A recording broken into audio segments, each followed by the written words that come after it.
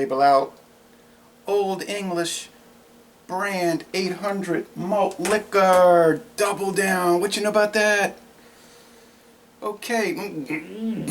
Can't get the top off. What you know about that? Okay. This is an 18-ounce clear bottle here. And we are doing this double down here with Olde English, introduced officially in 1964. But in reality, this beer can be traced back to the late 1940s with Ruff's Olde English strong stout malt liquor 600 brand.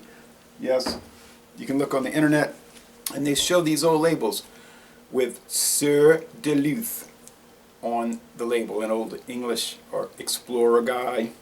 There we go. There we don't go. Okay, there we don't go. And he's representing Duluth and People's Brewing, Sir Duluth. And the label says strong stout malt liquor. And I noticed when I brought it up real close, it was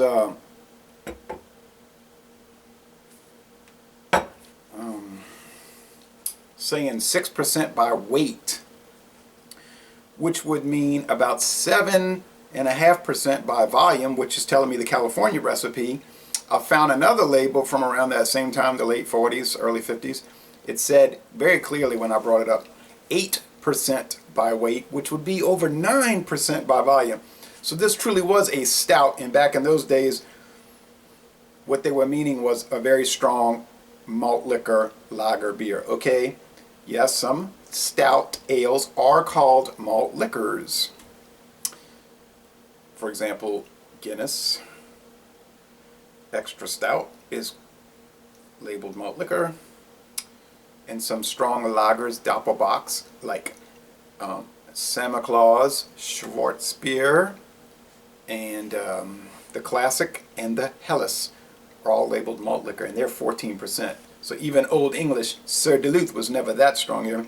But so eventually People's, which was a black-owned business, sold out to some other people, and they sold out and sold out. Finally, it came under the control of Pabst Brewing, I believe 1979. In 1999, Pabst made their blockbuster deal with Miller, because Pabst bought Stroh's. And, you know, your friendly neighborhood U.S. government got involved, and they had to shed some of their brands. Oh, and I have this Rosarita refried beans. Well, these are the whole pinto beans with some sausage and chopped up white onions. I think I'm going to stick with the yellow onions, though, from now on. They have a little more flavor. The white onions are a little too dumbed down.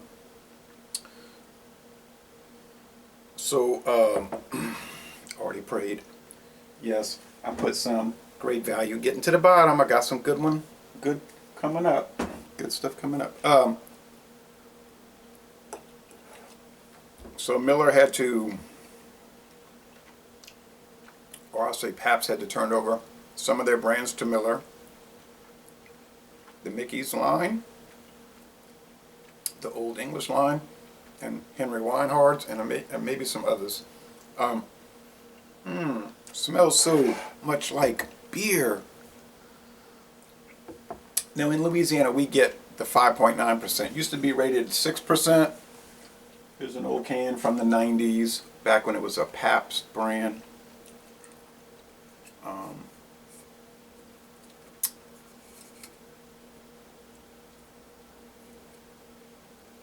Yeah, October 19th. Okay.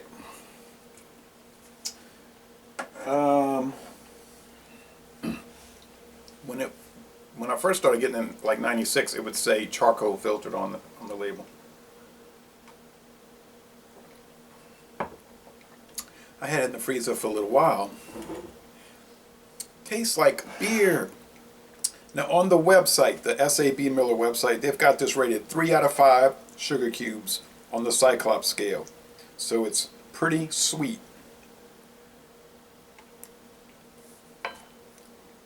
On the bitterness scale, it's rated 2 out of 5 hop cones.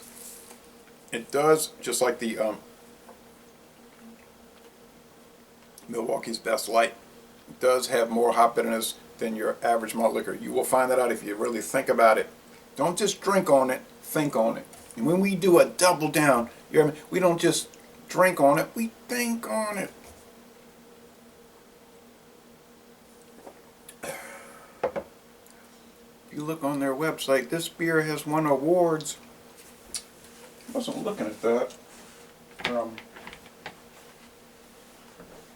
Let's see real fast. Awards. Oh,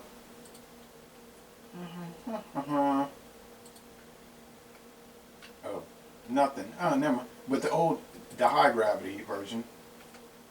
Oh, that's right. They moved the awards to a different spot. I'll put a link. They're always changing things around over there at Miller.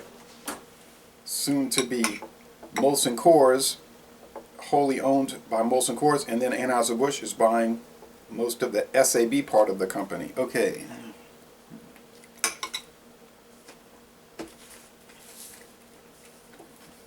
We'll link those awards. Okay, I think it's in a PDF now.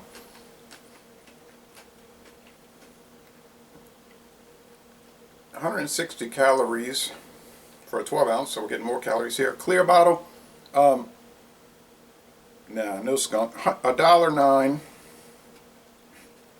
was about to say 109 cents. 109 cents at the local store here. The go to Kenner. I think you might get it for just a 99 in some places.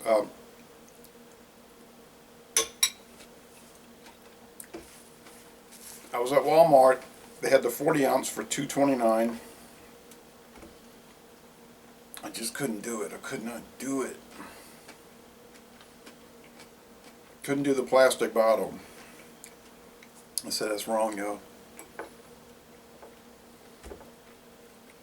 We used to get the 24-ounce cans at the racetrack where I bought this, but I didn't see that today. Might still have it at Miette's corner market. Go in New Orleans, they've got, 16-ounce cans, 6-packs, 24-ounce cans. These very common in Louisiana. Other people have never seen them. Very common in Louisiana, 18-ounce clear bottles. And we got the 40-ounce clear plastic bottles everywhere.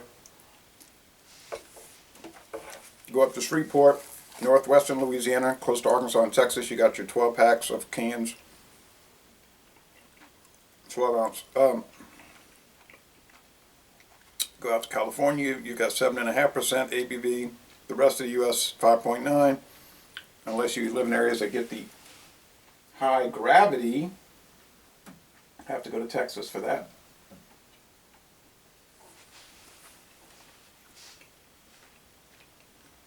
Introduced in 2001. If you go to Canada, Olde English is rated at 8.0%. Oh, I'm sorry, that's 8.0 also. So the 8% Olde English here is the regular Olde English in Canada. Okay. All right. I did put a big glob of, I'm forgetting about the big glob of cream cheese I put at the bottom of this. The big glob of cream cheese. Rosarita beans. Ryan Spears told me on Facebook this is super common in California. I said it's not so much over here. Was introduced by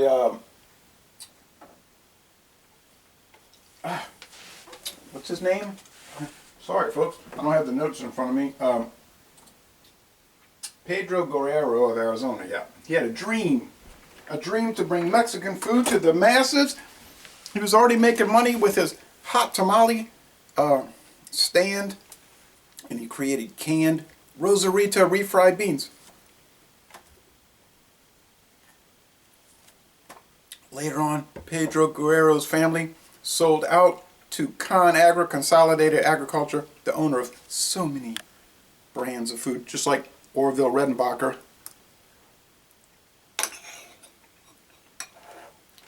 sold his popcorn company to Consolidated Agriculture. After all, he lived to be, what, 100? His great-grandson lives, or did live, pretty close to here. They were talking about him on TV one day. They got the date, guys. November 7th, 2016. This is fresh. We've got all the way till November on this. We're only in July. Tastes so good fresh. Not bad lacing. I have a distilled glass. I don't have an Olde English or any sort of Miller tumbler, but on the website they say they suggest this glassware. They have the ingredients on the website. Water, barley malt, hops, yeast, maltose, dextrose.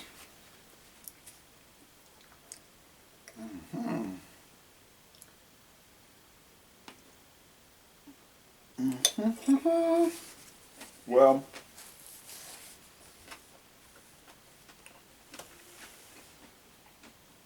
I have even more shocking news. In the 1970s, a competing company came out with Cokie 900. Cokie 900 with a crown, you know, to mimic the crown. Olde English is the King of Malt Liquor, which is why it wears a crown, Miller says. OE 800, Cokie 900, OE, Cokie, OE, Cokie, OE, Cokie. Get it? A coquie is a frog in Puerto Rico, and at night it makes a sound. Coquie, coquie, coquie, coquie. They don't have the frog on this label. They used to have it on the old labels. Then all of a sudden, St. Ides got popular. So they wanted to make Cokie 900 look like St. Ides. So, in the bizarre world of malt liquor, Cokie is gone. Pabst discoated about 5 years ago. 4 years ago, I was able to get a hold of one. Glad I did. Tasted suspiciously like this.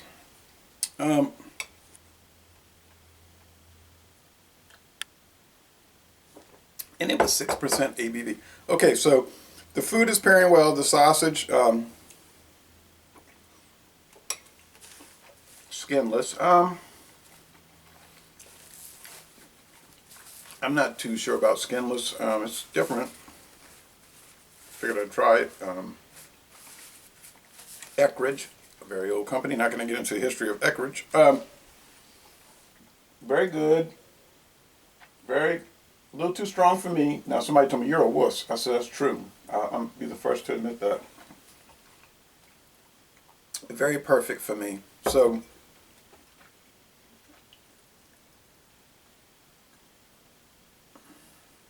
now you might say, haven't you already done 6 previous Olde English 800 malt liquor videos? I'm sorry, Olde English brand 800 malt liquor videos. Yes, not including the high gravity. That is true, but I never did a double down. So this is where we stand with sausage, onions, cream cheese, a freezer chilled OE 800. And like a man in Texas would say, we out.